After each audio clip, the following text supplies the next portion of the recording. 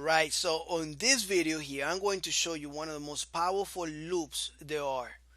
It's called the for each loop. And this for each loop, this loop works only with arrays. The job of this loop is actually to go through an array and go through every value on the array and process that value. Right? Go through it. We need to go through the whole array. We don't need to tell it when to stop. It will already know when to stop, and it will stop when the array finishes. At the end of the array, the loop will say, you know what, I'm done with all the information and I'm going to stop. All right. The last loop, while we needed to tell it exactly when to stop, and the for loop we needed to tell it. This one we don't need to do that, but this one only works with arrays. So let's go ahead and let me show you how that works. Let's open our code editor.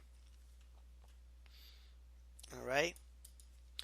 And I got this file here open, but I want to do a open on the blank.php. All right. And I'm going to call this for each. This is the for each loop.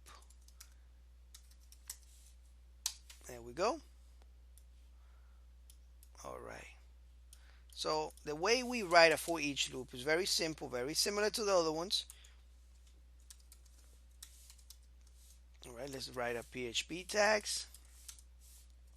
We're going to use the keyword for each, parentheses, curly brackets.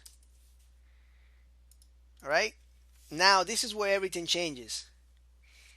For each numbers, as we use the keyword, another keyword right in between, as number. All right. So now remember, this works with arrays. So this will be the array, and this as will turn, once the loop is inside the array, we turn each value of the array, it will assign it a variable called number. So let's create a variable right here. And remember, everything inside this curly brackets will get executed. So if you're not understanding, don't worry, we will practice this in the application. So we have numbers here, and let's create an array with some values inside. Let's just create numbers. Oh, there we go. 45 again. I'm just typing crazy, and it's typing 345 three times. Can you believe that? And I just put in my fingers on the keyboard randomly. All right, so we have a bunch of values here. We got 0, 1, 2, 3, 4, 5, and 6 values inside these arrays called numbers.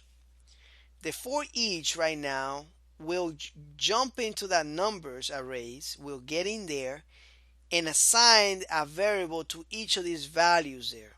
Every time it goes around, remember this is a loop, so it will go around. So the first time it goes around, first time is right here, is on 345. So 345 is going to be assigned this number name number. So 345 is going to be equal to number. So whatever we want to do to that value here, we do it right here on the first time. And then when it goes around again, this number is going to be assigned to this, and then this number is going to be assigned to this variable, and it's going to be assigned to each of these. So look at this. So for example, if I wanted to echo out number, and I'm just going to put a string here of BR, so that way I can break it into a new line. And if I click here, look what happens. We went through the array and we echo everything out just by assigning it.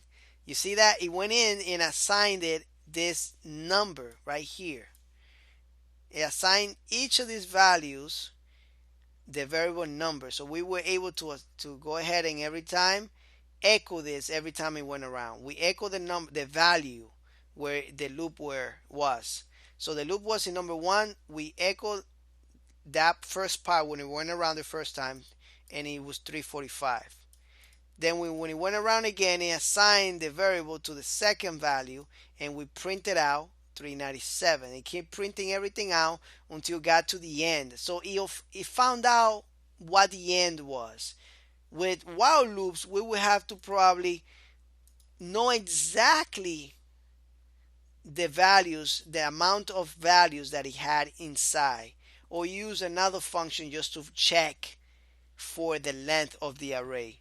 For each already knows the length of the array and saves us a whole bunch of lines of code. Actually, not a lot of lines of code, but it does save us some extra steps that we would take to make this happen.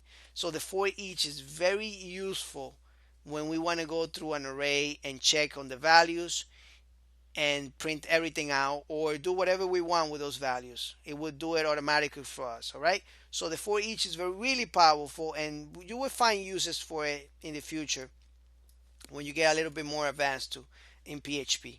Right. But on this one, I show you how to define a for each loop, and I show you how to use one. Anyway, thank you so much for watching this lecture here. Hopefully you learned some valuable information, and I'll see you on the next one. Take care.